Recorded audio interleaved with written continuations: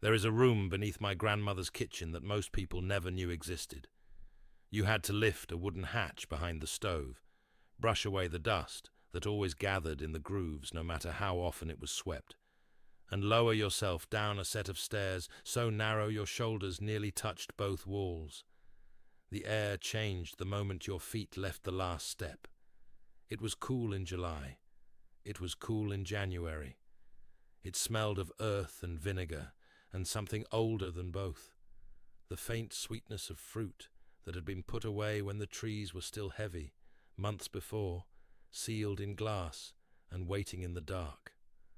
My grandmother kept that room the way a banker keeps a vault. Every jar had a place. Every shelf had a purpose. Along the left wall, vegetables. Along the right, fruit.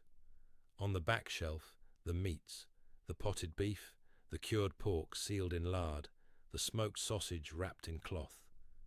And on the floor, bins of root vegetables buried in dry sand, so still and so silent you would think they were sleeping. In a way, they were. She never once opened a refrigerator. She never needed to. And neither did her mother. And neither did hers. For 300 years, my people have put food away for winter, for drought, for the lean months when the garden gives nothing and the ground is locked under frost, and we have done it without a single machine that hums in the night. I want to tell you how, not because the method is complicated, it is not, but because what has been lost in the outside world is not just the method, it is the understanding behind it, and that understanding begins in a place most people are afraid to stand. It begins with the question, what will you do when nothing is coming? That is where my grandmother stood every August, not in fear, in readiness. And by the time the first frost touched the fields, her family could eat for a full year from what she had already put away with her own 2 hands. Let me take you into that work. Let me show you how it was done, and why it still matters more than most people are willing to admit. The first thing you must understand is that preservation does not begin in the kitchen. It begins in the soil. It begins in the spring, months before the first jar is ever filled. My father taught me this when I was still too young to reach the top shelf of the cellar. He said, "Eli, a man who grows weak food will store weak food, and weak food does not last." He was not speaking in riddles. He meant it plainly. The strength of what you preserve depends entirely on the strength of what you grow. A tomato pulled from thin soil, watered with nothing but hope, will rot in the jar before Christmas. A tomato grown in ground that has been fed with manure and compost and turned by hand for years, that tomato holds. It keeps its color. It keeps its taste. It resists the slow decay that ruins lesser fruit. So preservation starts with the dirt beneath your fingernails. It starts with the decision, made in March, to plant more than you need. We do not plant for the week. We do not plant for the month. We plant for the year. Every row in our garden has a second purpose. The beans, climbing the wooden poles, are not just for supper in July.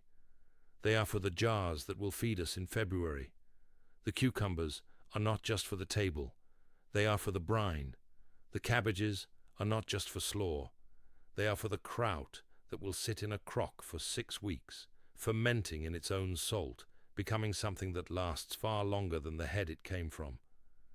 My mother used to say that a woman who plants only for today has already given up on tomorrow. I never forgot that. She said it while her hands were moving, always moving. Shelling peas, slicing apples, trimming the ends off green beans with a paring knife so worn the handle had been wrapped in cloth twice. She never stopped, and the food never stopped coming. Now, there are people in the outside world who hear the word canning and think it is something quaint, something old women did before the supermarket arrived. I have seen this in their faces when visitors come near our community and watch our women working over the kettles. They smile the way you smile at a child playing pretend, but they do not understand what they are looking at. They are looking at survival. They are looking at a system so precise that it has kept families alive through winters that would break a man who depends on a truck to bring his food from 1,000 miles away. Let me describe the work, because the work is where the truth lives. Canning begins with water.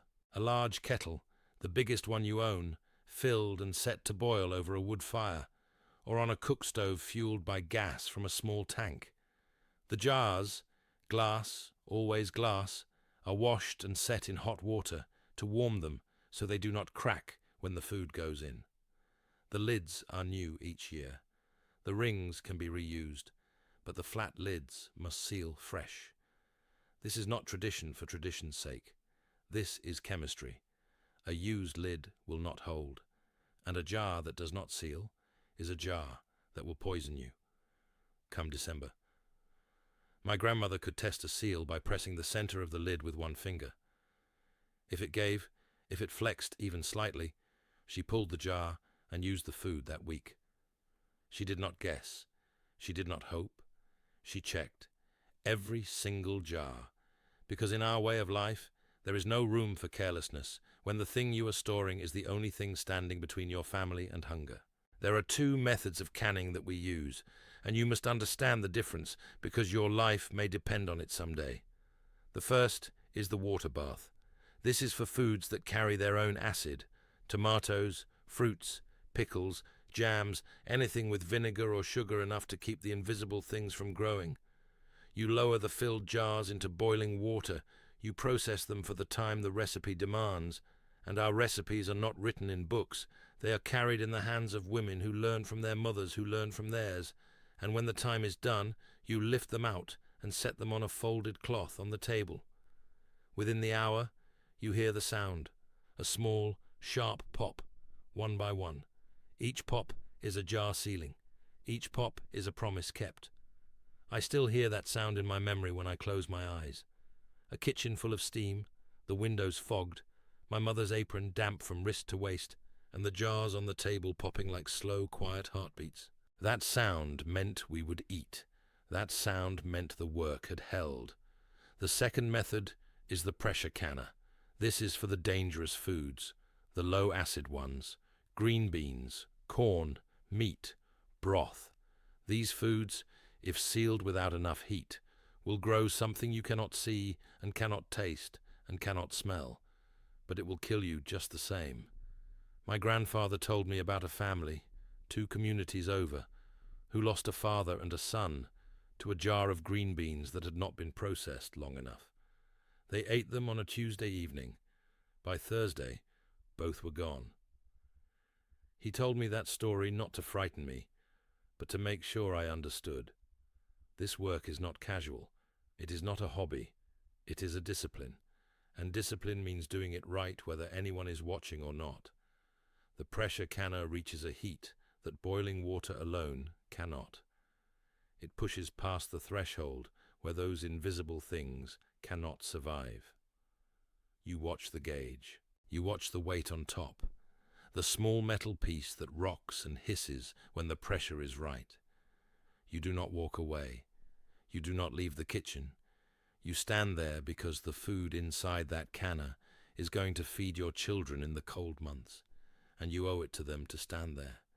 Do you know what my grandmother called the cellar after a full season of canning? She called it the quiet table, because every jar on those shelves was a meal already made, already waiting, already set in its place, just not yet served. All she had to do was walk down those narrow stairs, choose a jar, carry it up, and open it.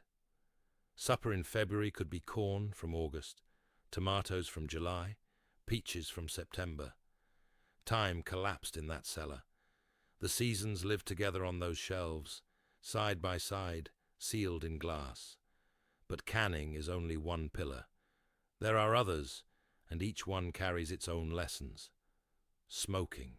This is the oldest way we keep meat, and it is the one that connects us most directly to the generations before us. My father built our smokehouse from oak planks and fieldstone. It stood behind the barn, no larger than a closet, with a firebox at the bottom and hooks along the ceiling. The wood we burned was hickory, mostly. though sometimes apple when we wanted a sweeter taste in the ham. The meat was first cured in salt, not the fine white salt you buy in a box at the store, coarse salt, the kind that feels like gravel between your fingers. You rubbed it into every surface of the meat, packed it tight, and laid the pieces in a wooden trough for days, sometimes a week, sometimes longer, depending on the thickness and the weather. The salt drew the water out, and water is where decay begins. Remove the water, and you remove the clock that is always ticking inside fresh meat. After the salt cure, the meat went into the smokehouse, low fire, never hot enough to cook. Just enough to fill the small space with thick, slow smoke that crept into the fibers of the meat over days. You could not rush it. Rushing gave you meat that was dark on the outside and raw at the center. Patience gave you a ham that could hang in a cool room for months and still be sweet when you sliced it thin on a winter morning. I have eaten ham that was smoked in October and sliced on Easter Sunday, and it was as good as anything I've ever tasted. Better, maybe, because it carried the memory of the work inside it. Then there is drying. We dry apples, we dry corn, we dry herbs, bundles of sage, thyme, mint, chamomile hanging from the rafters of the kitchen or the porch, twisting slowly in the late summer air until they are brittle enough to crumble between your fingers. Dried food weighs almost nothing. It takes almost no space.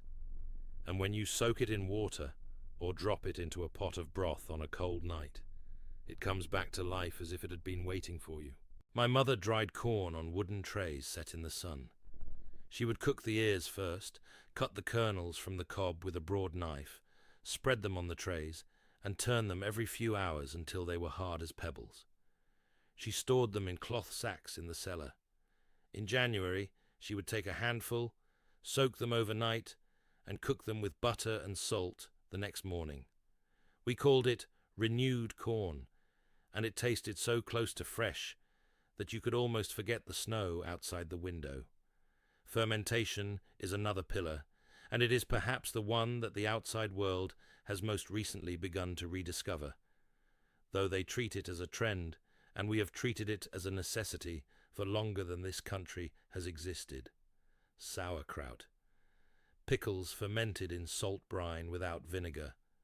Chow chow, that sharp, tangy relish made from the last vegetables of the season, the ones too small or too odd-shaped to can on their own. You chop them fine, salt them, pack them in crocks with a weight on top, and let the invisible workers do what God designed them to do. The food sours. It changes. It becomes something that does not rot, because the sourness itself is the shield. I want you to notice something. In everything I have described, the canning, the smoking, the drying, the fermenting, there is one thing that never appears: electricity. Not once, not in any step, not in any season. We do not need it. We have never needed it. And the reason is not stubbornness. It is because the methods themselves are older and more reliable than any machine. A refrigerator breaks, a freezer loses power, a generator runs out of fuel. But a jar sealed in a water bath will sit on a shelf for years. A smoked ham will hang in a cool room through an entire winter. A crock of sauerkraut will keep in the cellar until the last forkful is eaten in April. I am not telling you that your way is wrong. I am telling you that our way does not depend on anything we cannot control. And in a world that seems to lose control of things more often with each passing year, that is not a small thing. Now here is what I promised to tell you, and it is the part most people outside my community have never heard spoken plainly.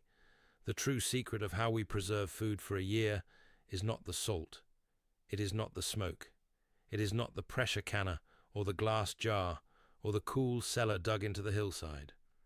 The true secret is this: we preserve the knowledge. Every daughter stands beside her mother at the canning kettle. Every son stands beside his father at the smokehouse. They do not read about it. They do not watch it on a screen. They stand there. They feel the heat. They smell the brine. They hear the pop of the lids. They learn with their hands and their ears and their noses. And what they learn, they carry for life. And they pass it down the same way it was passed to them. When that chain breaks, and I've seen it break, even among some families at the edges of our own community. The food does not get put away. The shelves sit empty. The cellar goes dark. And when the hard months come, those families have nothing beneath them, nothing to fall back on. They must go out with money in hand and hope that someone else has done the work they did not do.